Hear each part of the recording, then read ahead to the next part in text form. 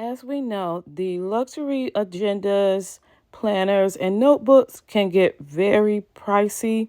The cost of the LV agendas have gone up tremendously over the years. So this video is for those who want a very affordable notebook but still have that luxury look. Welcome to another episode of Make It Purse Anal. In this video, I will be repurposing luxury packaging to create a luxury-inspired notebook. So here's an example of a luxury notebook that I created for my husband as a gift.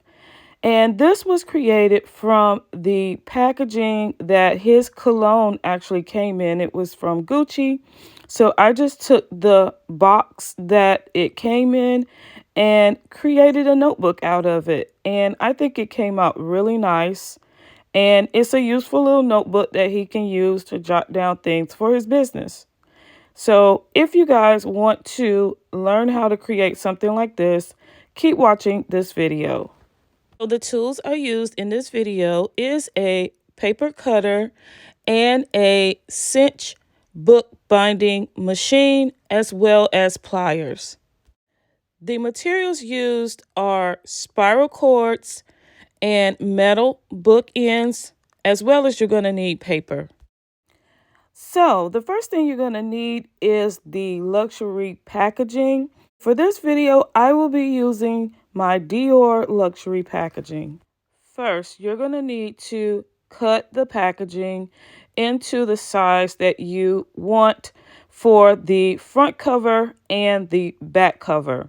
Now, in this case, I had some packaging left over, so I will have a bonus at the end of this video. Second, you're going to want to cut your paper to fit your book front cover and back cover. If your paper already fits the covers, then you don't have to do this step. So you just want to measure the paper and make sure that it will fit within the cover. And then, place it on your paper cutter and go ahead and make sure you cut the ends evenly. So I have here where I had too much paper on my paper cutter and the blade was not sharp enough to go through it. So I had to break it down into smaller stacks and get that to go all the way through. But yeah, so you just want to make sure, whatever paper cutter you're using, that you only put the, capacity amount of paper on there. Don't go over the capacity. Third, you want to use the bookbinding machine to hole punch the front and back cover. Then you want to use the machine to hole punch the notebook paper. Make sure you measure it out correctly so that it will line up with the covers, as well as only put the paper capacity on there. Do not overstuff the paper because it will not hole punch if you do. So only put like a few sheets at a time until I get all the paper hole punched. So now that the covers and the paper has been hole punched, I'm just aligning everything up to make sure that it all actually lines up and preparing it for the next step. So yeah, make sure it lines up correctly. All your holes and everything lines up and it looks, the way you want it to look before we move on to the next step. In the next step, we're going to add the binding wire. Basically, I'm going to take the wire out of the packaging and put this on the machine. So you're going to add the wire to the machine. It has a little white area where it connects to the machine. So you're just going to hook it on each of those little white areas that allows the wire to just, stay put. So now that it's connected, you're going to add the cover. So first you're going to start off with the back cover, of course, and you're just going to stick the cover, you know, the holes that you've punched in the covers, gonna stick that wire, you know, the little binder wire through it so that it will connect all the way. So I'm just sticking it carefully through each of the holes here. Yeah, so you're gonna actually just continue to, you know, attach it.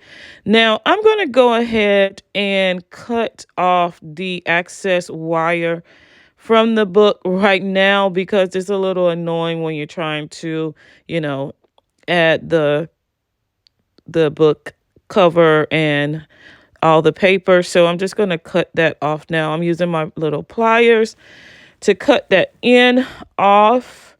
Because again, it's excess. You don't need that part of it.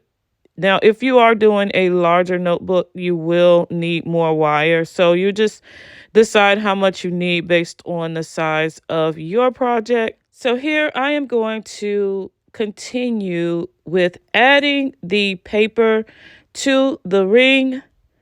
I'm just going to continue adding the paper until it's, you know, all the paper has been added. So you're just adding it pretty much the same way I did before. And once you get all of the paper added, then you will add the front cover. So here I'm just adding more and more paper to it. And I'm adding a few at a time just to make it easy to go over the rings. So I wanted to add quite a few, you know, sheets of paper. I want it to be a little thick. Now finally adding the cover.